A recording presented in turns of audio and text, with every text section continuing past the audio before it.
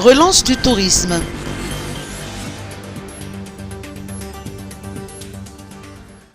Une étape importante a été franchie dans le développement du secteur tourisme, hôtellerie et restauration à Madagascar. La validation des référentiels de formation pour les métiers de cuisinier, serveur barman et femme de chambre vient d'être signée ce matin. Une mise à jour qui permettra d'améliorer la qualité de formation de manière à mieux répondre aux besoins du marché du travail.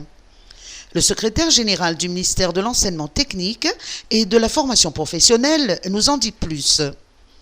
Nous sommes convaincus que ces référentiels de formation aideront à améliorer la qualité de la formation dans le secteur du tourisme, de l'hôtellerie et de la restauration et qu'ils contribueront à renforcer la compétitivité de notre économie.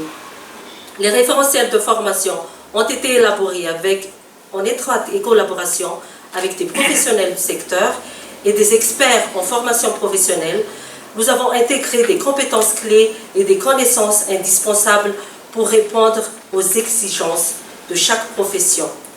Ainsi, ces référentiels de formation nous permettront de mieux répondre aux besoins du marché et du travail, comme j'ai dit tout à l'heure, et de former des professionnels compétents et qualifiés. En un mot, la réactualisation des référentiels de formation est essentielle pour garantir la pertinence et la qualité de l'enseignement et de la formation, pour permettre aux apprenants de s'adapter aux évolutions du marché du travail et aux besoins des entreprises, pour acquérir les compétences nécessaires pour réussir dans le monde professionnel et contribuer au développement du secteur. Le ministre du Tourisme a mis l'accent sur l'importance d'une telle réforme. Une grande partie des référentiels liés au métier du tourisme ont aujourd'hui à peu près 8 ans d'ancienneté. Cela serait peut-être un bel âge pour un vin, dirons-nous.